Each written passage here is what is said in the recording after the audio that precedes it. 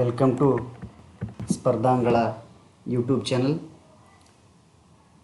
ಹಿಂದಿನ ತರಗತಿಯಲ್ಲಿ ನಾವು SSC-GDಗೆ ಸಂಬಂಧಪಟ್ಟಂತಹ ಟಾಪಿಕಲ್ಲಿ ತತ್ಸಮ ಮತ್ತು ತದ್ಭವ ಅಂತಕ್ಕಂಥ ಟಾಪಿಕನ್ನು ಕುರಿತು ನೋಡಿದ್ವಿ. ಹಾಗಾದರೆ ಇಂದಿನ ತರಗತಿಯಲ್ಲಿ ನಾವು ಸಂಜ್ಞಾ ಅಂತ ಕರಿತೀವಿ ಅಥವಾ ಸಂಜ್ಞಾ ಅಂತ ಕರಿತೀವಿ. ಸಂಜ್ಞಾ ಅಥವಾ ಸಂಜ್ಞಾ ಅಂತ ಕರಿತೀವಿ. ಇದನ್ನು ನಾವು ಕನ್ನಡದೊಳಗೆ ನಾಮಪದ ಅಂಥೇಳಿ ಕರಿತೀವಿ. ಕನ್ನಡದೊಳಗೆ ನಾಮಪದ ಅಂಥೇಳಿ ಕರಿತೀವಿ. ಹಾಗಾದ್ರೆ ಇವತ್ತು ನಾವು ನಾಮಪದ ಸಂಜ್ಞಾ ಅಂತಕ್ಕಂಥ ಟಾಪಿಕನ್ನು ಕುರಿತು ಸಂಪೂರ್ಣವಾದ ಮಾಹಿತಿಯನ್ನು ತಿಳ್ಕೊಳ್ಳೋಣ. ಇನ್ನೇನು ಕೆಲವೇ ದಿನಗಳು ಎಕ್ಸಾಮ್ ಉಳಿದಿರೋದ್ರಿಂದ ಸ್ಪೀಡಾಗಿ ಸ್ವಲ್ಪ ನಾನು ಸಿಲೆಬಸ್ಸನ್ನು ನಿಮಗೆ ಕಂಪ್ಲೀಟಾಗಿ ಮಾಡಿಕೊಡ್ತೀನಿ, ಅರ್ಥವಾಗುವ ಹಾಗೆ. ಜೊತೆಗೆ ಇನ್ನು ಎಕ್ಸಾಮಿನ ಇನ್ನೊಂದು ವೀಕ್ ಇರುತ್ತಲ್ಲ, ಆವಾಗ ಪ್ರೀವಿಯಸ್ ಕ್ವಶನ್ ಪೇಪರನ್ನು ಬಿಡಿಸ್ತಕ್ಕಂಥ ಪ್ರಯತ್ನವನ್ನು ನಾವು ಮಾಡೋಣ. ಹೌದಾ? ಅದಕ್ಕಿಂತ ಮುಂಚೆ ಯಾರೆಲ್ಲ ನೀವು ಇನ್ನೂ ನಮ್ಮ ಸ್ಪರ್ಧಾ ಅಂಗಳ ಯೂಟ್ಯೂಬ್ ಚಾನಲ್ಗೆ ಸಬ್ಸ್ಕ್ರೈಬ್ ಮಾಡ್ಕೊಂಡಿಲ್ಲ, ದಯವಿಟ್ಟು ಸಬ್ಸ್ಕ್ರೈಬ್ ಆಗಿರಿ. ಹಾಗೆ ಬೆಲ್ಲೈಕನ್ನು ಒತ್ತಿರಿ. ಯಾವುದೇ ವೀಡಿಯೋಸ್ ನಾನು ಮುಂದೆ ಮಾಡ್ತಿದ್ರೆ ನಿಮಗೆ ನೋಟಿಫಿಕೇಷನ್ ಬರುತ್ತೆ. ಹಾಗೆ ನಿಮ್ಮ ಫ್ರೆಂಡ್ಸಿಗೂ ಕೂಡ ಈ ವಿಡಿಯೋನ ಬಗ್ಗೆ ಶೇರ್ ಮಾಡಿರಿ ಮತ್ತು ಅದರ ಉಪಯೋಗವನ್ನು ಪಡ್ಕೊಳ್ರಿ ಅಂತ ಹೇಳ್ತಾ ಇವತ್ತಿನ ತರಗತಿಯನ್ನು ನಾವು ಪ್ರಾರಂಭ ಮಾಡೋಣ. ನೋಡಿರಿ, ಸಂಜ್ಞಾ ಅಂದರೆ ಏನು, ಅದರ ಅರ್ಥ ಏನಪ್ಪ, ಹಾಗಾದ್ರೆ ನಾಮಪದ ಅಂದರೆ ಏನು ಅಂತ ನೋಡಿದ್ರೆ, किसी व्यक्ति वस्तु तथा स्थान तथा भाव का बोध कराने वाले शब्द को संज्ञा कहते हैं. नोड्री, किसी व्यक्ति वस्तु स्थान तथा भाव का बोध कराने वाले शब्द को संज्ञा कहते हैं. ಅಂದ್ರೆ ಯಾವುದೇ ಒಬ್ಬ ವ್ಯಕ್ತಿ ಆಗಿರಲಿ, ಒಂದು ವಸ್ತು ಆಗಿರಲಿ ಅಥವಾ ಸ್ಥಳ ಆಗಿರಲಿ, ಜೊತೆಗೆ ಭಾವಗಳ ಬಗ್ಗೆ ಅಧ್ಯಯನ ಮಾಡುವುದನ್ನು ನಾವು ಸಂಜ್ಞಾ ಅಂಥೇಳಿ ಕರಿತೀವಿ. ಅಂದರೆ ಯಾವುದೇ ವ್ಯಕ್ತಿ ವಸ್ತು ಸ್ಥಾನ ಮತ್ತು ಭಾವದ ಬಗ್ಗೆ ಅಧ್ಯಯನ ಮಾಡುವುದನ್ನು ನಾಮಪದ ಅಥವಾ ಸಂಜ್ಞಾ ಅಂತ ಕರಿತೀವಿ. ಹಾಗಾದರೆ ಸಂಜ್ಞಾದ ಪ್ರಕಾರಗಳು ಯಾವುವು ಅಂತ ನಾವು ನೋಡೋಣ. ಸಂಜ್ಞಾದ ಪ್ರಕಾರಗಳು ನಿಮಗೆ ಕ್ವಶನ್ ಕೇಳೋದು ಸಂಜ್ಞಾದ ಪ್ರಕಾರಗಳೊಳಗೆ ಯಾವ ರೀತಿಯಾಗಿ ಎಕ್ಸಾಂಪಲ್ಸ್ ಬರ್ತಾವೆ ಅನ್ನೋದನ್ನು ನೋಡಿದ ಮೇಲೆ ಗೊತ್ತಾಗುತ್ತೆ. ಹಾಗಾದರೆ ಇದರ ಪ್ರಕಾರಗಳು ಯಾವ್ಯಾವಪ್ಪ ಅಂತಂದ್ರೆ, ಟೋಟಲು ಸಂಜ್ಞಾದ ಮೂರು ಪ್ರಕಾರಗಳು ಬರ್ತಾವೆ. ಅವು ಯಾವ್ಯಾವಪ್ಪ ಅಂತಂದ್ರೆ, ಒಂದನೇದು ವ್ಯಕ್ತಿವಾಚಕ ಸಂಜ್ಞಾ ಅಂಥೇಳಿ ಕರಿತೀವಿ, ಎರಡನೇದು ಜಾತಿವಾಚಕ ಸಂಜ್ಞಾ, ಹಾಗೆ ಮೂರನೇದು ಭಾವವಾಚಕ ಸಂಜ್ಞಾ ಅಂಥೇಳಿ ಕರಿತೀವಿ. ವ್ಯಕ್ತಿವಾಚಕ ಸಂಜ್ಞಾ, ಜಾತಿವಾಚಕ ಸಂಜ್ಞಾ ಮತ್ತು ಭಾವವಾಚಕ ಸಂಜ್ಞಾ ಅಂಥೇಳಿ ಕರಿತೀವಿ. ಭಾವವಾಚಕ ಸಂಜ್ಞಾ ಅಂಥೇಳಿ ಕರಿತೀವಿ. ಹಾಗಾದ್ರೆ ಜಾತಿವಾಚಕ ಸಂಜ್ಞಾದೊಳಗೆ ಮತ್ತೆ ಎರಡು ಪ್ರಕಾರಗಳು ಬರ್ತವೆ. ಯಾವಪ್ಪ ಅಂತಂದ್ರೆ ಸಮೂಹವಾಚಕ ಸಂಜ್ಞಾ ಮತ್ತು ದ್ರವ್ಯವಾಚಕ ಸಂಜ್ಞಾ ಅಂಥೇಳಿ ಬರುತ್ತೆ. ನೋಡ್ರಿ, ಸಂಜ್ಞಾದ ಮೂರು ಪ್ರಕಾರಗಳು ಟೋಟಲು. ಒಂದು ವ್ಯಕ್ತಿವಾಚಕ ಸಂಜ್ಞಾ, ಎರಡನೇದು ಜಾತಿವಾಚಕ ಸಂಜ್ಞಾ ಮತ್ತು ಮೂರು ಭಾವವಾಚಕ ಸಂಜ್ಞಾ ಅಂಥೇಳಿ. ಹಾಗಾದ್ರೆ ಎರಡನೇದಾಗಿರ್ತಕ್ಕಂಥ ಜಾತಿವಾಚಕ ಸಂಜ್ಞಾದೊಳಗೆ ಮತ್ತೆ ಎರಡು ಪ್ರಕಾರಗಳು ಬರ್ತಾವೆ. ಒಂದು ಸಮೂಹವಾಚಕ ಸಂಜ್ಞಾ ಮತ್ತು ದ್ರವ್ಯವಾಚಕ ಸಂಜ್ಞಾ ಅಂಥೇಳಿ ಬರುತ್ತೆ. ಹಾಗಾದ್ರೆ ನಾವು ಒಂದೊಂದಾಗಿ ಎಕ್ಸಾಂಪಲ್ಸ್ ಮತ್ತು ಅದರಲ್ಲಿ ಬರ್ತಕ್ಕಂಥ ಇಂಪಾರ್ಟೆಂಟ್ ಪದಗಳನ್ನು ನೋಡ್ಕೊತ ಹೋಗೋಣ. ನೋಡ್ರಿ, ಮೊದಲನೇದಾಗಿ ವ್ಯಕ್ತಿವಾಚಕ ಸಂಜ್ಞಾ ಅಂಥೇಳಿ ಕರಿತೀವಿ. ಮೊದಲನೇದಾಗಿ ವ್ಯಕ್ತಿವಾಚಕ ಸಂಜ್ಞಾ. ಹಾಗಾದರೆ ವ್ಯಕ್ತಿವಾಚಕ ಸಂಜ್ಞಾ ಅಂದ್ರೇನು ನೋಡ್ರಿ, ಕಿಸಿ ಬಿ ವಿಶೇಷ ವ್ಯಕ್ತಿ वस्तु, किसी भी विशेष व्यक्ति वस्तु या स्थान के लिए प्रयोग किया जाता है, उसे ವ್ಯಕ್ತಿವಾಚಕ ಸಂಜ್ಞಾ कहते हैं. ಅಂದ್ರೆ ಸಂಜ್ಞಾ ಅಂದರೆ ವ್ಯಕ್ತಿ, ವಸ್ತು, ಸ್ಥಾನ ಮತ್ತು ಭಾವದ ಬಗ್ಗೆ ಅಧ್ಯಯನ ಮಾಡಿದರೆ, ಇಲ್ಲಿ ವ್ಯಕ್ತಿವಾಚಕ ಸಂಜ್ಞಾದೊಳಗೆ ಕಿಸಿ ವಿಶೇಷ ವ್ಯಕ್ತಿ, ಈ ವರ್ಡನ್ನು ನೋಡ್ಕೋಬೇಕಾಗತ್ತೆ ನೀವು. ವಿಶೇಷವಾದಂಥ ಸ್ಥಾನಮಾನಗಳನ್ನು ಪಡೆದಿರ್ತಕ್ಕಂಥ ವ್ಯಕ್ತಿಗಳಾಗಿರಲಿ, ವಸ್ತುಗಳಾಗಿರಲಿ, ಅಥವಾ ಸ್ಥಾನ ಆಗಿರಲಿ, ಅಥವಾ ಸ್ಥಾನ ಅಂದರೆ ಸ್ಥಳಗಳಾಗಿರಲಿ, ಅದರ ಬಗ್ಗೆ ಅಧ್ಯಯನ ಮಾಡುವುದನ್ನು ನಾವು ವ್ಯಕ್ತಿವಾಚಕ ಸಂಜ್ಞಾ ಅಂಥೇಳಿ ಕರಿತೀವಿ. ಹಾಗಾದ್ರೆ ಅದ್ರ ಎಕ್ಸಾಂಪಲ್ ನೋಡ್ರಿ. ಆ್ಯಕ್ಚುಲಿ ನೀವು ಕ್ವಶನ್ ಕೇಳೋದು ಅದರ ಅರ್ಥ ಅಲ್ಲ, ಅದರಲ್ಲಿ ಬರ್ತಕ್ಕಂಥ ಪದಗಳು ಯಾವ ಉದಾಹರಣೆಗಳು ವ್ಯಕ್ತಿವಾಚಕ್ಕೆ ಸಂಬಂಧಪಟ್ಟಿದ್ದಾವೆ ಅಂಥೇಳಿ ಕೇಳ್ತಾರೆ. ಅದರ 4 ಪದಗಳನ್ನು ಕೊಟ್ಟಿರ್ತಾರೆ. ಇದು ಯಾವ ವಾಚಕ ಸಂಜ್ಞಾ ಅಂಥೇಳಿ ಕರೀತಾರೆ. ಈ ಥರ ಕ್ವಶನ್ಸ್ ಕೇಳ್ತಾರೆ. ಹಾಗಾದ್ರೆ ನಾವು ನೋಡ್ರಿ, ಮೊದಲು ಇಲ್ಲಿ ನಿಮ್ಗೆ ಹೇಳಿದೆ ವಿಶೇಷ ವ್ಯಕ್ತಿ ಅಂತ ಹೇಳಿದೆ. ಹಾಗಾದರೆ ಇಲ್ಲಿ ವ್ಯಕ್ತಿಗಳ ಹೆಸರನ್ನು ನಾವು ನೋಡಬೇಕಾಗತ್ತೆ. ವ್ಯಕ್ತಿಗಳ ಹೆಸರು ಅಂದರೆ ವಿಶೇಷವಾದಂತಹ ಸ್ಥಾನಮಾನವನ್ನು ಪಡೆದಿರ್ತಕ್ಕಂಥ ವ್ಯಕ್ತಿಗಳ ಹೆಸರನ್ನು ನಾವು ವ್ಯಕ್ತಿವಾಚಕ ಸಂಜ್ಞಾದ ಎಕ್ಸಾಂಪಲ್ಸ್ ಆಗಿ ಬಳಸ್ತೀವಿ. ಇದು ಉದಾಹರಣೆಗಳು. ಇವೆಲ್ಲ ಉದಾಹರಣೆಗಳು. ನೋಡ್ರಿ, ವ್ಯಕ್ತಿಯೋಗ್ಯ ನಾಮ್ ಅಂದರೆ ವ್ಯಕ್ತಿಗಳ ಹೆಸರನ್ನು ನಾವು ನೋಡೋಣ. ರಾಮ್, ಮಹಾತ್ಮ ಗಾಂಧಿ, ಸಚಿನ್ ತೆಂಡೂಲ್ಕರ್, ಮೀರಾ. ಸರಿ, ಇವಿಷ್ಟೇನಾ? ಅಲ್ಲ, ಖಂಡಿತ ಅಲ್ಲ. ಯಾಕಂತಂದ್ರೆ ನೋಡ್ರಿ, ವಿಶೇಷವಾದಂಥ ಸ್ಥಾನಮಾನಗಳನ್ನು ಪಡೆದಿರ್ತಕ್ಕಂತಹ ಯಾವುದೇ ವ್ಯಕ್ತಿಗಳ ಹೆಸರನ್ನು ನೀವು ಬಳಸ್ಬೋದು ಇಲ್ಲಿ. ಎಕ್ಸಾಂಪಲ್, ಸ್ವತಂತ್ರ ಹೋರಾಟಗಾರರ ಹೆಸರನ್ನು ಬಳಸಬಹುದು. ಕ್ರಿಕೆಟಲ್ಲಿ ಅಥವಾ ಆಟಗಾರರಲ್ಲಿ, ಆಟದ ಕ್ಷೇತ್ರದಲ್ಲಿ, ಕ್ರೀಡೆ ಕ್ಷೇತ್ರದಲ್ಲಿ ಹೆಸರುಗಳನ್ನು ಮಾಡಿರ್ತಕ್ಕಂಥವ್ರ ಹೆಸರನ್ನು ಬಳಸ್ಬೋದು. ಸಾಹಿತಿಗಳ ಹೆಸರನ್ನು ಬಳಸ್ಬೋದು.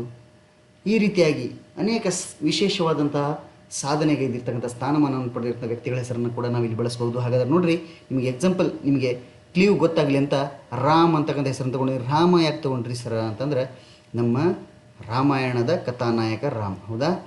ಮರ್ಯಾದಾ ಪುರುಷ ರಾಮ್ ಅಂತ ಕರಿತೀವಿ. ಅವರು ವಿಶೇಷವಾದಂಥ ಸ್ಥಾನಮಾನವನ್ನು ಪಡೆದಿರ್ತಕ್ಕಂಥದ್ದು. ಮಹಾತ್ಮ ಗಾಂಧೀಜಿ ನಮ್ಮ ರಾಷ್ಟ್ರಪಿತ, ಹೌದಾ? ರಾಷ್ಟ್ರಪಿತ ಮಹಾತ್ಮ ಗಾಂಧೀಜಿಯವರು, ಅವರು ಕೂಡ ನಮ್ಮ ದೇಶಕ್ಕಾಗಿ ಸ್ವತಂತ್ರ ಹೋರಾಟದಲ್ಲಿ ನಮ್ಮ ದೇಶಕ್ಕಾಗಿ ಪ್ರಾಣವನ್ನು ತ್ಯಾಗ ಮಾಡಿದವರು, ಹೌದಾ? ಮಹಾತ್ಮ ಗಾಂಧೀಜಿಯವರು. ಅದರ ಜೊತೆ ಸಚಿನ್ ತೆಂಡೂಲ್ಕರ್, ಕ್ರೀಡೆಯಲ್ಲಿ ಸಾಧನೆಗೈದಿರ್ತಕ್ಕಂಥ ಕ್ರಿಕೆಟ್ನ ದಿಗ್ಗಜ ಅಂತ ಕರಿತೀವಿ. ಮೀರಾ, ಇವಳು ಕೃಷ್ಣನ ಭಕ್ತೆ, ಮೀರಾಬಾಯಿ. ಈ ರೀತಿಯಾಗಿ ಹಲವಾರು ಹೆಸರುಗಳನ್ನು ನೀವು ಬರೀಬೋದು. ದಶರಥ, ದುರ್ಯೋಧನ, ಧರ್ಮರಾಯ, ಕರ್ಣ. ಈ ರೀತಿಯಾಗಿ ಹಲವಾರು ಹೆಸರುಗಳನ್ನು, ಸುಭಾಷ್ ಚಂದ್ರ ಬೋಸ್. ಈ ರೀತಿಯಾಗಿ ಅಂದರೆ ವಿಶೇಷ ಸ್ಥಾನಮಾನವನ್ನು ಪಡೆದಿರತಕ್ಕಂಥ ಯಾವುದೇ ವ್ಯಕ್ತಿಗಳ ಹೆಸರನ್ನು ನಾವು ವ್ಯಕ್ತಿವಾಚಕ ಸಂಖ್ಯೆದೊಳಗೆ ಬಳಸ್ತೀವಿ. ಮುಂದೆ ನೋಡ್ರಿ, ಸ್ಥಾನೋಂಕೆ ನಾಮ್. ಸ್ಥಾನ ಅಂದರೆ ಸ್ಥಳಗಳ ಹೆಸರನ್ನು ಹೇಳಿದ್ದೆ ನಿಮಗೆ, ಸೆಂಟೆನ್ಸ್ ಹೇಳುವಾಗ ಹೇಳಿದ್ದೆ ಕಿಸಿ ವಿಶೇಷ ವ್ಯಕ್ತಿ, ವಸ್ತು ಯಾ ಸ್ಥಾನ ಅಂತ ಹೇಳಿದ್ದೆ. ಇಲ್ಲಿ ಸ್ಥಳಗಳ ಹೆಸರನ್ನು ನೋಡ್ರಿ, ದಿಲ್ಲಿ, ಭಾರತ್, ಹಿಮಾಲಯ, ಆಗ್ರಾ, ಅಮೇರಿಕಾ ಅಂತ ಕೊಟ್ಟಿದ್ದೇನೆ. ಇವಷ್ಟೇನಾ? ಇಲ್ಲ, ಹಲವಾರು ಹೆಸರುಗಳು ಬರ್ತಾವೆ. ಹಲವಾರು ಹೆಸರುಗಳು ಅಂದರೆ ಅವು ಶೈಕ್ಷಣಿಕ ಅಥವಾ ವಿಶೇಷವಾದಂಥ ಸ್ಥಾನಮಾನಗಳನ್ನು ಪಡೆದಿರಬೇಕು. ಈಗ ನಾವು ಎಕ್ಸಾಂಪಲ್, ನಾವು ಕನ್ನಡದವರು ಬೆಂಗಳೂರನ್ನು ತಗೋಬೋದು. ನಮ್ಮ ಕರ್ನಾಟಕದ ರಾಜಧಾನಿ ಸಿಲಿಕಾನ್ ಸಿಟಿ ಅಂತ ಕರಿತೀವಿ, ಹೌದಾ? ಮತ್ತು ಸಾಂಸ್ಕೃತಿಕ ಮತ್ತು ಐತಿಹಾಸಿಕ ಸ್ಥಳಗಳನ್ನು ಕೂಡ ನಾವಿಲ್ಲಿ ಬಳಸ್ಬೋದು. ಐಹೊಳೆ, ಬಾದಾಮಿ, ಪಟ್ಟದಕಲ್ಲು, ಹಂಪಿ, ಮೈಸೂರು. ಈ ರೀತಿಯಾಗಿ ಹಲವಾರು ಹೆಸರುಗಳನ್ನು ಕೂಡ ನಾವಿಲ್ಲಿ ಸ್ಥಳಗಳ ಹೆಸರನ್ನು ಬಳಸ್ಬೋದು. ಅದು ವ್ಯಕ್ತಿವಾಚಕ ಸಂಖ್ಯೆದೊಳಗೆ ಉದಾಹರಣೆಗಳಾಗಿ ಬಳಸ್ತೀವಿ. ಅಂದರೆ ಸ್ಥಳಗಳ ಎಕ್ಕುರುಟಾಗಿ ಸ್ಥಳಗಳ ಹೆಸರನ್ನು ನಾವು ಬಳಸಬೇಕು. ಸ್ಥಳಗಳ ಹೆಸರನ್ನು ಬಳಸಬೇಕು ಅಂದರೆ ವಿಶೇಷವಾದಂಥ ಸ್ಥಾನಮಾನವನ್ನು ಪಡೆದಿರ್ತಕ್ಕಂಥ ಸ್ಥಳಗಳ ಹೆಸರು. ನೋಡಿರಿ, ದಿಲ್ಲಿ, ಭಾರತ್, ಹಿಮಾಲಯ ಅಂತಕ್ಕಂಥದ್ದು ನಿಮಗೆ ಹೆಚ್ಚು ಇಂಪಾರ್ಟೆಂಟ್ ಆಗಿರ್ತಕ್ಕಂಥ ಕ್ವಶನ್. ಯಾಕಪ್ಪ ಅಂತಂದರೆ, ನೀವು ಪ್ರೀವಿಯಸ್ ಕ್ವಶನ್ ಪೇಪರ್ ತೆಗೆದು ನೋಡಿರಿ, ಸಿ ಟಿ ಇ ಟಿ ಅಥವಾ T E T, G D, MTS ಯಾವುದೇ ಕ್ವಶನ್ ಪೇಪರ್ ನೀವು ತೆಗೆದು ನೋಡಿರಿ, ಹಿಂದಿ ಗ್ರಾಮರ್ ಒಳಗೆ ಹಿಮಾಲಯ ಅಂತಕ್ಕಂಥ ಪದ ತುಂಬ ಸಲ ರಿಪೀಟ್ ಆಗಿರ್ತಕ್ಕಂಥ ಕ್ವಶನ್. ಅದು ತುಂಬ ಸಲ ರಿಪೀಟ್ ಆಗಿರ್ತಕ್ಕಂಥ ಸಿ ಟಿ ಇ ಟಿ ಅಥವಾ ಟಿ ಇ ಟಿ ಅಥವಾ MTS ಮತ್ತು SSC ಹೆಚ್ಚು ರಿಪೀಟ್ ಆಗಿರ್ತಕ್ಕಂಥ ಕ್ವಶನ್ ಹಿಮಾಲಯ. ಇದು ಹಿಮಾಲಯ ಅಂತ ಕೊಟ್ಟು ಯಾವ ಸಂಖ್ಯಾದ ಪ್ರಕಾರ ಅಂತ ಕೇಳಿರ್ತಾರೆ. ಹಿಮಾಲಯ ವ್ಯಕ್ತಿವಾಚಕ ಸಂಖ್ಯಾದ ಉದಾಹರಣೆಯಾಗಿದೆ. ಹಾಗಾದರೆ ಮುಂದಿನ ಪದ ನೋಡ್ರಿ, ನದಿಯೋಂಕೆ ನಾಮ್ ಅಂದರೆ ನದಿಗಳ ಹೆಸರನ್ನು ಕೂಡ ನಾವು ಇಲ್ಲಿ ವ್ಯಕ್ತಿವಾಚಕ ಸಂಖ್ಯಾದೊಳಗೆ ಬಳಸ್ತೀವಿ. ಗಂಗಾ, ಯಮುನಾ, ಸರಸ್ವತಿ, ತೀಲ್, ಕಾವೇರಿ, ಗೋದಾವರಿ ಅಂತ ಈ ರೀತಿಯಾಗಿ ನದಿಗಳ ಹೆಸರನ್ನು ನಾವು ವ್ಯಕ್ತಿವಾಚಕ ಸಂಖ್ಯಾದೊಳಗೆ ಬಳಸ್ತೀವಿ. ನದಿ ಅಂತ ಬಂದರೆ, ಕೇವಲ ನದಿ ಅಂತ ಬಂತಂದ್ರೆ ಅದು ಜಾತಿವಾಚಕ ಸಂಖ್ಯಾದೊಳಗೆ ಬರುತ್ತೆ. ಮುಂದೆ ನಾನು ಹೇಳ್ತೀನಿ ಅದು ಎಕ್ಸಾಂಪಲ್ ಬಂದಾಗ. ಮತ್ತು ಸ್ಥಳಗಳು ಅಂತ ಬಂದಾಗ, ಕೇವಲ ಸ್ಥಳಗಳು ಅಂತ ಬಂದಾಗ ಕೂಡ ಜಾತಿವಾಚಕ ಸಂಖ್ಯಾದೊಳಗೆ ಬರುತ್ತೆ. ಆದರೆ ಸ್ಥಳಗಳ ಎಕ್ಕುರುಟಾಗಿ ಹೆಸರನ್ನು ಹೇಳುವುದು ವ್ಯಕ್ತಿವಾಚಕ ಸಂಖ್ಯಾದೊಳಗೆ, ನದಿಗಳ ಎಕ್ಕುರುಟಾಗಿ ಹೆಸರನ್ನು ಹೇಳೋದು ವ್ಯಕ್ತಿವಾಚಕ ಸಂಖ್ಯಾದೊಳಗೆ. ಹಾಗಾದರೆ ನದಿಗಳ ಹೆಸರನ್ನು ಕೂಡ ನಾವು ವ್ಯಕ್ತಿವಾಚಕ ಸಂಖ್ಯಾದ ಉದಾಹರಣೆಯಾಗಿ ಬಳಸ್ತೀವಿ.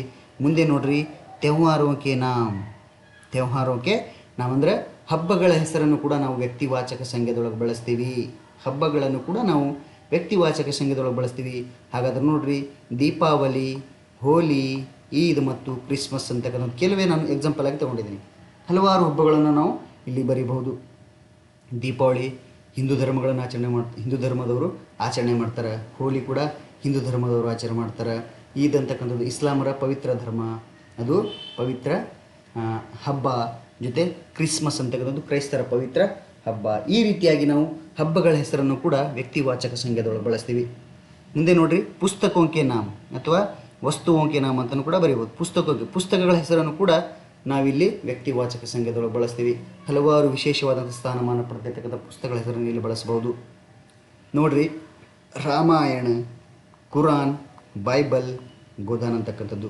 ರಾಮಾಯಣ, ಮಹಾಭಾರತ ನಮ್ಮ ಭಾರತದ 2 ಮಹಾಕಾವ್ಯಗಳು, ಜೊತೆಗೆ ಕುರಾನ್ ಇಸ್ಲಾಂ ಧರ್ಮದ ಪವಿತ್ರ ಗ್ರಂಥ, ಬೈಬಲ್ ಕ್ರೈಸ್ತ ಧರ್ಮದ ಪವಿತ್ರ ಗ್ರಂಥ, ಗೋದಾನ್ ಅಂತಕ್ಕಂಥದ್ದು ಇದು ಮುನ್ಸಿ ಪ್ರೇಮ್ಚಂದ್ರ ಅವರು ಬರೆದಿರ್ತಕ್ಕಂಥ ಒಂದು ಕೃತಿ. ಇದು ಹಿಂದಿ ಛಾಯಾವಾದ ಕವಿ ಅಂತ ಕರಿತೀವಿ ಪ್ರೇಮ್ಚಂದ್ ಅವರನ್ನು. ಇವರು ಗೋದಾನ್ ಅಂತಕ್ಕಂಥ ಕೃತಿಯನ್ನು ಬರೆದಿದ್ದಾರೆ. ಎಷ್ಟು ಆಳವಾಗಿ ಕೃಷಿಕರ ಜೀವನವನ್ನು ಬೆಳೆದಿದ್ದಾರಪ್ಪ ಅಂತಂದರೆ ಇದನ್ನು ನೀವು ಗೋದಾನ್ ಅಂತೇಳಿ ಫಿಲ್ಮ್ ಕೂಡ ಬರುತ್ತೆ, ಮೂವಿ ಇದೆ ಹಿಂದಿ ಒಳಗೆ, ನೀವು ತೆಗೆದು ನೋಡ್ಬೋದು. ಅಂದಿನ ಕಾಲದಲ್ಲಿ ರೈತರು ಯಾವ ರೀತಿಯಾಗಿ ಸಮಸ್ಯೆಗಳನ್ನು ಎದುರಿಸ್ತಾ ಇದ್ದರು, ಅದೇ ಪರಿಸ್ಥಿತಿ ಇಂದಿನ ರೈತರು ಕೂಡ ಎದುರಿಸ್ತಾ ಇದ್ದಾರೆ. ಅದನ್ನು ಎಷ್ಟು ಮಾರ್ಮಿಕವಾಗಿ ಅಚ್ಚುಕಟ್ಟಾಗಿ ಆ ಗೋದಾನ್ ಅಂತಕ್ಕಂಥ ಕೃತಿಯಲ್ಲಿ ಬರೆದಿದ್ದಾರೆ ಅಂದರೆ ಅದನ್ನು ನೀವು ಸಾಧ್ಯವಾದರೆ ಓದ್ರಿ, ಇಲ್ಲಾಂದರೆ ಅದನ್ನು ಮೂವಿ ತೆಗೆದು ನೋಡ್ರಿ. ಎಷ್ಟು ಚೆನ್ನಾಗಿದೆ ಅಂದರೆ ರೈತರ ಜೀವನ ಕಷ್ಟ ಯಾವ ರೀತಿಯಾಗಿ ಇದೆ ಅಂದರೆ ಕಣ್ಣು ಕುಕ್ಕಂತೆ ಅವ್ರು ಬರೆದಿದ್ದಾರೆ. ಈ ರೀತಿಯಾಗಿ ವಿಶೇಷ ಸ್ಥಾನಮಾನವನ್ನು ಪಡೆದಿರ್ತಕ್ಕಂಥ ಪುಸ್ತಕಗಳ ಹೆಸರು, ಹಬ್ಬಗಳ ಹೆಸರು, ನದಿಗಳ ಹೆಸರು, ಸ್ಥಳಗಳ ಹೆಸರು, ಜೊತೆಗೆ ವ್ಯಕ್ತಿಗಳ ಹೆಸರನ್ನು ನಾವು ವ್ಯಕ್ತಿವಾಚಕ ಸಂಖ್ಯೆದೊಳಗೆ ಬಳಸ್ತೀವಿ. ಹಾಗಾದ್ರೆ ಯಾವ ಎಕ್ಸಾಂಪಲ್ಸ್ ಇದು ನಿಮ್ಗೆ ಕೇಳೋದು, ವ್ಯಕ್ತಿಯೋಕೆ ನಾಮ್ ಸ್ಥಳೋಕೆ ನಾಮ್ ಅಂತ ಕೇಳಲ್ಲ. ಈ ಥರ ಎಕ್ಸಾಂಪಲ್ ಕೊಟ್ಟಿರ್ತಾರೆ. ತೆಂಡೂಲ್ಕರ್ ಅಥವಾ ರಾಮ್ ಅಥವಾ ಮಹಾತ್ಮ ಗಾಂಧಿ ಅಥವಾ ಬೇರೆ ಯಾವುದೋ ಹೆಸರುಗಳನ್ನು ಕೊಡ್ಬೋದು, ಸುಭಾಷ್ ಚಂದ್ರ ಬೋಸ್ ಆಗಿರ್ಬೋದು. ಈ ರೀತಿ ವ್ಯಕ್ತಿಗಳ ಹೆಸರು ಕೊಟ್ಟು ಇದು ಯಾವ ಸಂಖ್ಯೆದ ಪ್ರಕಾರ ಉದಾಹರಣೆ ಅಂತ ಕೇಳ್ಬೋದು. ಹಾಗಾದರೆ ನಿಮಗೆ ಗೊತ್ತಿರಬೇಕು, ವ್ಯಕ್ತಿವಾಚಕ ಸಂಖ್ಯೆದೊಳಗೆ ವ್ಯಕ್ತಿಗಳ ಹೆಸರು, ಸ್ಥಳಗಳ ಹೆಸರು ಮತ್ತು ನದಿಗಳ ಹೆಸರು, ಹಬ್ಬಗಳ ಹೆಸರನ್ನು ನಾವು ಬಳಸೋದನ್ನು ನೋಡ್ತೀವಿ. ಹಾಗಾದರೆ ಮುಂದಿನ ಪ್ರಕಾರ ನೋಡೋಣ.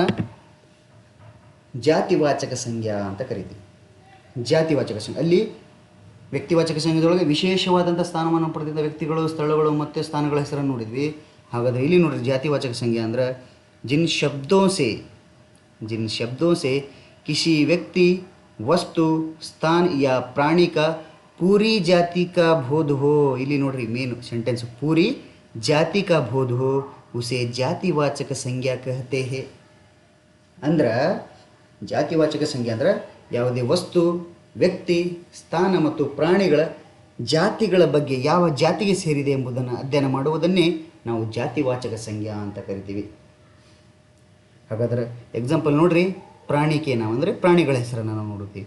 ಪ್ರಾಣಿ ಜಾತಿಗೆ ಸೇರಿರ್ತಕ್ಕಂಥದ್ದು ಲಡಕ, ಹುಡುಗ, ಲಡಕಿ, ಸ್ತ್ರೀ, ಪುರುಷ, ಬಚ್ಚ, ಪಶು, ಪಕ್ಷಿ, ಗಾಯ್, ಘೋಡ, ಸೇರ್. ಈ ರೀತಿಯಾಗಿ ಪ್ರಾಣಿಗಳ ಗುಂಪಿಗೆ ಸೇರಿರ್ತಕ್ಕಂಥದ್ದನ್ನು ನಾವು ಜಾತಿವಾಚಕ ಸಂಖ್ಯೆದೊಳಗೆ ಬಳಸ್ತೀವಿ. ಲಡಕ, ಲಡಕಿ, ಸ್ತ್ರೀ, ಪುರುಷ ಅಂತಕ್ಕಂಥದ್ದು ತುಂಬ ಸಲ ರಿಪೀಟೆಡ್ ಆಗಿರ್ತಕ್ಕಂಥ ಶಬ್ದಗಳಿವು. ಇವು ತುಂಬ ಇಂಪಾರ್ಟೆಂಟ್ ಆಗಿರ್ತಕ್ಕಂಥದ್ದು. ಇವು ಜಾತಿವಾಚಕ ಸಂಖ್ಯಾದ ಎಕ್ಸಾಂಪಲ್ಸು. ಹಾಗಾದರೆ ಮುಂದೆ ನೋಡ್ರಿ, ವಸ್ತುಗಳ ಹೆಸರು. ವಸ್ತು ಅಂಕೆನ ಪುಸ್ತಕ, ಕಲಂ ಅಂದರೆ pen, ಮೇಜ್, ಕುರ್ಸಿ, Ghadi, mobile, computer, car. ಅಂದರೆ ವಸ್ತುಗಳ ಹೆಸರನ್ನು ನಾವು ಜಾತಿವಾಚಕ ಸಂಖ್ಯೆದೊಳಗೆ ಬಳಸ್ತೀವಿ. ಹಾಗಾದರೆ ಮುಂದೆ ನೋಡ್ರಿ, ಸ್ಥಾನ್ ಅಂದರೆ ಸ್ಥಳಗಳ ಹೆಸರು.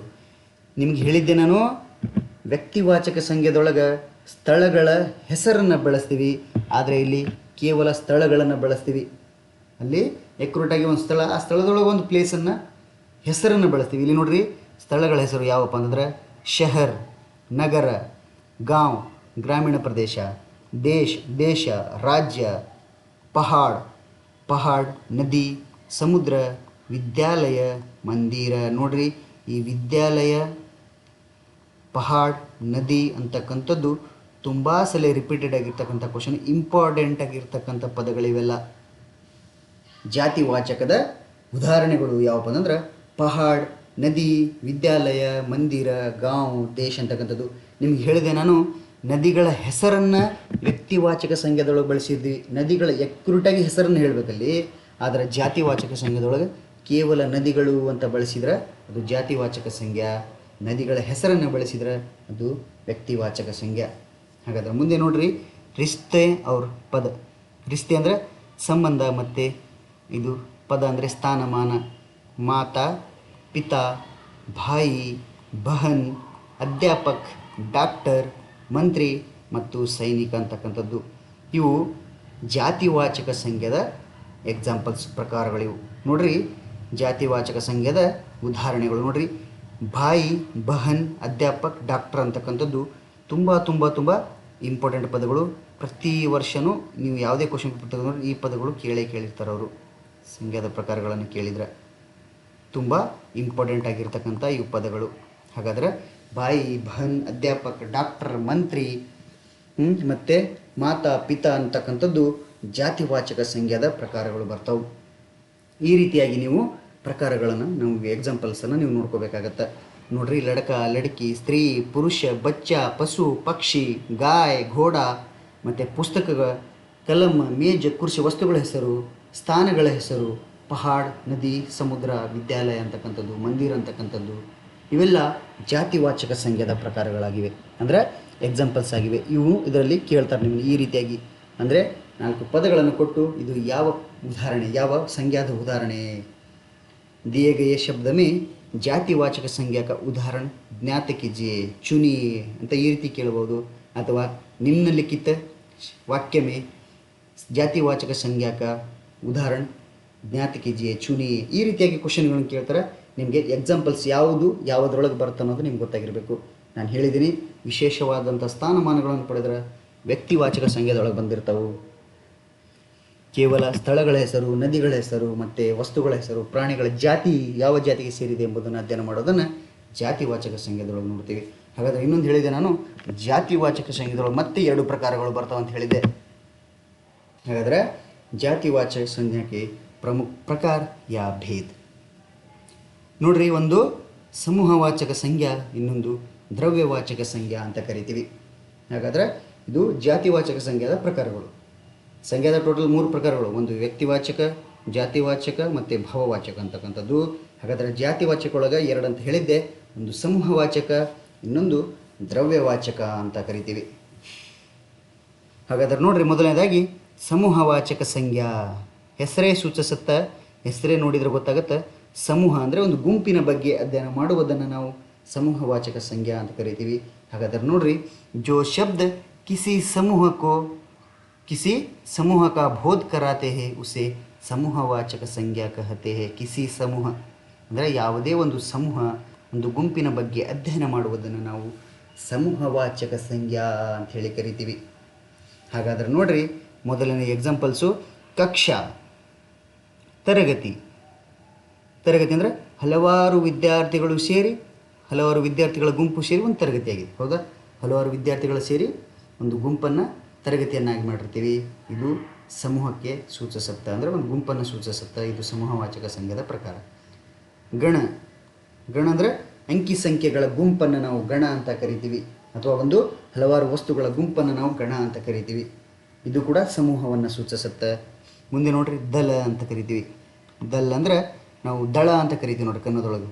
ದಳ ಹಿಂದಿನ ಕಾಲದೊಳಗೆ ರಾಜ ಮಹಾರಾಜರು ಸೈನ್ಯ ವ್ಯವಸ್ಥೆಯೊಳಗೆ ಇದನ್ನು ದಳ ಅಂತ ಪದಗಳನ್ನು ಬಳಸ್ತಿದ್ರು.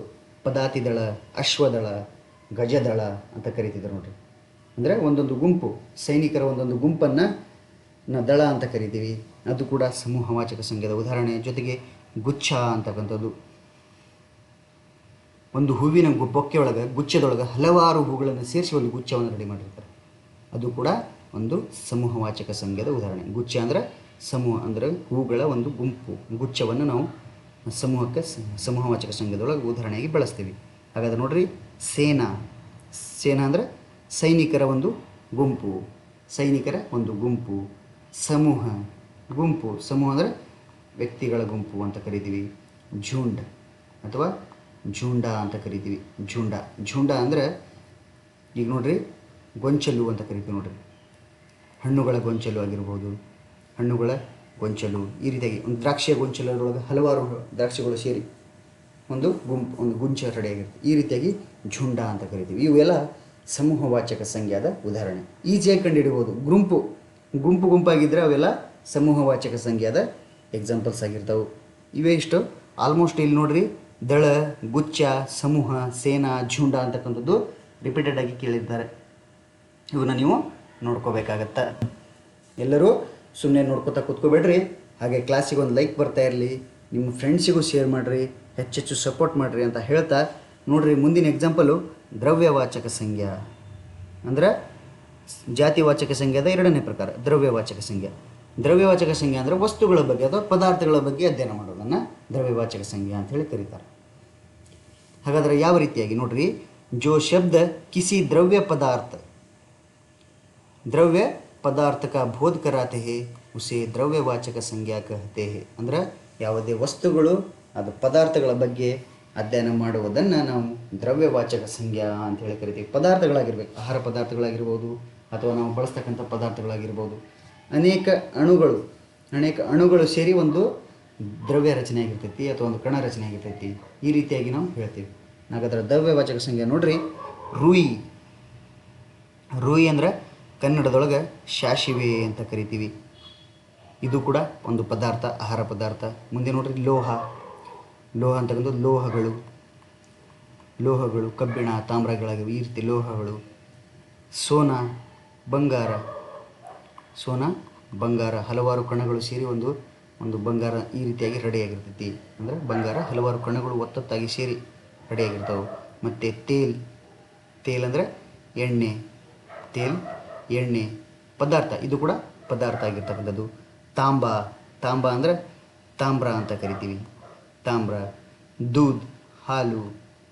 ದೂದ್ ಅಂದರೆ ಹಾಲು. ಚಾವಲ್ ಅಕ್ಕಿ. ನಮಕ್ ಉಪ್ಪು. ಪಾನಿ ನೀರು. ಗೇಹು ಅಂದರೆ ಗೋಧಿ. ಈ ರೀತಿಯಾಗಿ ಆಹಾರ ಪದಾರ್ಥಗಳು ಮತ್ತು ಅನೇಕ ಮನುಷ್ಯರು ಬಳಸ್ತಕ್ಕಂಥ ಪದಾರ್ಥಗಳ ಬಗ್ಗೆ ಅಧ್ಯಯನ ಮಾಡೋದನ್ನು ನಾವು ದ್ರವ್ಯವಾಚಕ ಸಂಜ್ಞಾ ಅಂತೇಳಿ ಕರಿತೀವಿ. ಇದು ಜಾತಿವಾಚಕ ಸಂಜ್ಞಾದ ಎರಡನೆಯ ಪ್ರಕಾರ. ಹಾಗಾಗಿ ನೋಡ್ರಿ, ಮುಂದಿಂದು ಭಾವವಾಚಕ ಸಂಜ್ಞಾದ ಕೊನೆಯ ಪ್ರಕಾರ ಮತ್ತು ವೆರಿ ವೆರಿ ವೆರಿ ಇಂಪಾರ್ಟೆಂಟ್ ಆಗಿರ್ತಕ್ಕಂಥ ಇದು ಪ್ರಕಾರ. ಯಾಕಂತಂದ್ರೆ ನೀವು ಪ್ರೀವಿಯಸ್ ಕ್ವಶನ್ ಪೇಪರ್ ತೆಗೆದು ನೋಡಿದ್ದೆ ಆದರೆ ನಿಮಗೆ ಗೊತ್ತಾಗುತ್ತೆ, ಭಾವವಾಚಕ ಸಂಜ್ಞಾದಿಂದ ಹೆಚ್ಚು ಕ್ವಶನ್ ರಿಪೀಟೆಡ್ ಆಗಿವೆ. ತುಂಬ ಕ್ವಶನ್ ಭಾವವಾಚಕ ಸಂಜ್ಞಾದಿಂದ ರಿಪೀಟ್ ಆಗಿದೆ. ಹಾಗಂತೇಳಿ ವ್ಯಕ್ತಿವಾಚಕ ಜಾತಿವಾಚಕ ಇಂಪಾರ್ಟೆಂಟ್ ಅಲ್ಲ, ಅವು ಕೂಡ ಕೇಳ್ತಾರೆ. ಬಟ್ ಭಾವವಾಚಕದೊಳಗೆ ಸ್ವಲ್ಪ ಜಾಸ್ತಿ ಕ್ವಶನ್ ರೇಜ್ ಆಗಿರೋದನ್ನು ನಾವು ನೋಡ್ತೀವಿ. ಯಾವ ರೀತಿಯಾಗಿ ಭಾವವಾಚಕ ಸಂಜ್ಞೆ ಅಂದ್ರೆ ಏನು ನೋಡ್ರಿ. ಜಿನ್ ಶಬ್ದೋं से किसी गुण स्थिति दशा या भाव का बोध हो उसे भाववाचक संज्ञा कहते हैं. ಇನ್ನೊಂದು ಅರ್ಥದಲ್ಲಿ ಹೇಳ್ಬೋದು, ಜಿನ್ ಶಬ್ದೋं से किसी व्यक्ति वस्तु या स्थान की गुण स्थिति दशा या भाव का बोध होता है उसे भाववाचಕ ಸಂಜ್ಞಾ कहते हैं. ಅಂದ್ರೆ ಯಾವುದೇ ಒಬ್ಬ ವ್ಯಕ್ತಿ ಆಗಿರಲಿ, ಒಂದು ವಸ್ತು ಆಗಿರಲಿ ಅಥವಾ ಸ್ಥಳ ಆಗಿರಲಿ, ಅದರ ಭಾವನೆ, ಅದರ ಗುಣ, ಅವಗುಣ ಮತ್ತು ಅದರ ದಿಕ್ಕು, ಅದರ ಸ್ಥಿತಿ ಬಗ್ಗೆ ಅಧ್ಯಯನ ಮಾಡುವುದನ್ನು ನಾವು ಭಾವವಾಚಕ ಸಂಜ್ಞಾ ಅಂಥೇಳಿ ಕರಿತೀವಿ. ಎಕ್ಯುರೇಟಾಗಿ ಇದನ್ನು ಹೇಳಬೇಕಂದ್ರೆ ಮನುಷ್ಯನ ಭಾವನೆಗಳಿಗೆ ಸಂಬಂಧಪಟ್ಟಂತಹ ಉದಾಹರಣೆ ಇಲ್ಲಿ ಬಳಸ್ತೀವಿ ಜಾಸ್ತಿಯಾಗಿ. ಯಾವ ರೀತಿಯಾಗಿ? ಮನುಷ್ಯನ ಭಾವನೆಗಳಿಗೆ ಸಂಬಂಧಪಟ್ಟಂತೆ. ಹಾಗೆ ಇಲ್ಲಿ ಪದನೆ ಸೂಚಿಸ್ ನೋಡ್ರಿ, ಭಾವವಾಚಕ ಸಂಜ್ಞಾ ಅಂದರೆ ಮನುಷ್ಯನ ಭಾವನೆಗಳಿಗೆ ಸಂಬಂಧಪಟ್ಟಾಗೆ ನಾವು ಇಲ್ಲಿ ಅಧ್ಯಯನ ಮಾಡ್ತೀವಿ. ಯಾವ ರೀತಿಯಾಗಿ ಎಕ್ಸಾಂಪಲ್ಸ್ ಬಳಸ್ತೀವಿ ನೋಡ್ರಿ. ಏಕತಾ ಅಂದರೆ ಒಗ್ಗಟ್ಟು ಅಂತ ಕರಿತೀವಿ. ಮನುಷ್ಯನ ಹಲವಾರು ವ್ಯಕ್ತಿಗಳ ಮನಸ್ಸು ಒಂದೇ ಆಗಿದ್ರೆ, ಅವರ ವಿಚಾರಗಳು ಒಂದೇ ಆಗಿದ್ರೆ ಅವರಲ್ಲಿ ಒಗ್ಗಟ್ಟು ಬರಲಿಕ್ಕೆ ಸಾಧ್ಯ. ಹೌದಾ? ಈ ರೀತಿಯಾಗಿ ಏಕತಾ ಅಂತಕ್ಕಂಥದ್ದು. ಪ್ರೇಮ ಭಾವನೆ, ಇನ್ನೊಬ್ಬರ ಬಗ್ಗೆ ನಮಗೆ ಗೌರವ ಇತ್ತಂದ್ರೆ, ಅವರ ಬಗ್ಗೆ ಒಳ್ಳೆಯ ಮನಸ್ಸಿದ್ರೆ ಅವರಲ್ಲಿ ನಮಗೆ ಆಟೋಮೆಟಿಕ್ಕಾಗಿ ಪ್ರೀತಿಯ ಭಾವನೆ ಮೂಡುತ್ತೆ. ಮುಂದೆ ದೋಸ್ತಿ ಅಂತಕ್ಕಂಥದ್ದು, ಗೆಳೆತನ, ಇಬ್ಬರು ಅಥವಾ ಹಲವಾರು ದೋಸ್ತರು, ಫ್ರೆಂಡ್ಶಿಪ್ಪು, ಇದು ಕೂಡ ಭಾವವಾಚಕ ಸಂಜ್ಞಾದ ಉದಾಹರಣೆ. ಗಬರಾಹಟ್ ಅಂತ ಕರಿತೀವಿ. ಗಬರಾಹಟ್ ಅಂದರೆ ಭಯಗೊಳ್ಳುವುದು, ಇದು ಮನುಷ್ಯನ ಭಾವನೆಗೆ ಸಂಬಂಧಪಟ್ಟಂಥದ್ದು. ಬುಡಾಪ, ವೃದ್ಧಾಪ ಅಂತ ಕರಿತೀವಿ, ವಯಸ್ಸಾದವರನ್ನು. ಬಚಪನ್, ಬಾಲ್ಯತನ ಅಂತ ಕರಿತೀವಿ, ಬಾಲ್ಯ ಜೀವನ. ಆನಂದ, ಇದು ಕೂಡ ನಮ್ಮ ಮನಸ್ಸಿನ ಭಾವನೆಗೆ ಸಂಬಂಧಪಟ್ಟಂಥದ್ದು. ಇಚ್ಛೆಗಳು. ಚಿಂತನೆ ಅಥವಾ ಚಿಂತೆ ಮಾಡುವುದು. ಬುರಾಯಿ, ಕೆಟ್ಟ ಕೆಲಸ. ಮಿತ್ರತಾ ಅಂದರೆ ದೋಸ್ತಿ, ಗೆಳೆತನ ಅಂತ ಕರಿತೀವಿ. ಮಾನವತಾ, ಮನುಷ್ಯತ್ವ ಅಂತ ಕರಿತೀವಿ. ಇನ್ಸಾನಿಯತ್ ಅಂದರೆ ಕೂಡ ಇದು ಮಾನವೀಯತೆ ಅಂತ ಕರಿತೀವಿ. ಸುಂದರತಾ, ಕ್ರೋಧ, ಹರ್ಷ, ಶಾಂತ, ದುಃಖಿ ಅಂದರೆ ಮನುಷ್ಯನ ಭಾವನೆಗಳಿಗೆ ಸಂಬಂಧಪಟ್ಟಂಥ ಯಾವುದೇ ಪದಗಳಾಗಿರಲಿ ಅವು ಭಾವವಾಚಕ ಸಂಜ್ಞಾದ ಉದಾಹರಣೆಗಳಾಗಿವೆ. ಇವು ತುಂಬ ಹೆಚ್ಚು ರಿಪೀಟೆಡ್ ಆಗಿರ್ತಕ್ಕಂಥ ಕ್ವಶನ್. ಇನ್ನು ನೀವು ಬೇಕಾದ್ರೆ ತೆಗೆದು ನೋಡ್ರಿ, ಇವು ಆಲ್ಮೋಸ್ಟ್ ಕ್ವಶನ್ ರಿಪೀಟೆಡ್ ಆಗಿರೋದನ್ನು ನಾವು ನೋಡ್ತೇವೆ. ಹಾಗಾಗಿ ಮನುಷ್ಯನ ಭಾವನೆಗಳಿಗೆ ಅಥವಾ ಒಂದು ವಸ್ತುಗಳ ಭಾವನೆಗೆ ಅಥವಾ ಒಂದು ವ್ಯಕ್ತಿಗಳ ಭಾವನೆಗೆ ಸಂಬಂಧಪಟ್ಟಂಥ ವಿಷಯಕ್ಕೆ ಅಧ್ಯಯನ ಮಾಡೋದು ನಾವು ಭಾವವಾಚಕ ಸಂಜ್ಞಾ ಅಂತ ಹೇಳಿ ಕರಿತೀವಿ. ಹಾಗಾದ್ರೆ ನೋಡ್ರಿ, ಈ ರೀತಿಯಾಗಿ ನಾವು ಇವತ್ತಿನ ತರಗತಿಯಲ್ಲಿ ಸಂಖ್ಯಾ ಅಂತಕ್ಕಂಥ ಟಾಪಿಕನ್ನು ನೋಡಿದ್ವಿ. ಎಲ್ಲರಿಗೆ ನಿಮಗೆ ಕ್ಲಾಸ್ ಇಷ್ಟ ಆಗಿದೆ ಅಂದ್ಕೋತೀನಿ. ದಯವಿಟ್ಟು ಕ್ಲಾಸನ್ನು ನೋಡ್ಕೋತಾ ಕೂತ್ಕೊಳ್ಳೋಕೆ ಹೋಗ್ಬೇಡ್ರಿ. ಎಲ್ಲರೂ ನಿಮ್ಮ ಫ್ರೆಂಡ್ಸ್ಗೆ ಇದನ್ನು ಶೇರ್ ಮಾಡಿರಿ. ಯಾರೆಲ್ಲ ನೀವು ನಮ್ಮ ಇನ್ನೂ ಸ್ಪರ್ಧಾ ಅಂಗಳ ಯೂಟ್ಯೂಬ್ ಚಾನಲ್ಗೆ ಸಬ್ಸ್ಕ್ರೈಬ್ ಆಗಿಲ್ಲ, ದಯವಿಟ್ಟು ಸಬ್ಸ್ಕ್ರೈಬ್ ಆಗಿರಿ. ಹಾಗೆ ಬೆಲ್ಲೈಕನ್ನ ಕ್ಲಿಕ್ ಮಾಡಿರಿ. ಹೆಚ್ಚೆಚ್ಚು ಸಪೋರ್ಟ್ ಮಾಡಿರಿ. ಹೀಗೆ ನಾವು ನಿಮಗೆ ಇನ್ನೂ ಹೆಚ್ಚು ವಿಷಯ ಇಂಪಾರ್ಟೆಂಟ್ ಆಗಿರ್ತಕ್ಕಂಥ ಟಾಪಿಕನ್ನು ನಾನು ನಿಮ್ಮ ಮುಂದೆ ತರ್ತಾ ಇದ್ದೀನಿ. ಅಲ್ಲಿವರೆಗೆ ಮತ್ತೆ ಸಿಗೋಣ. ಎಲ್ಲರಿಗೆ ಧನ್ಯವಾದ.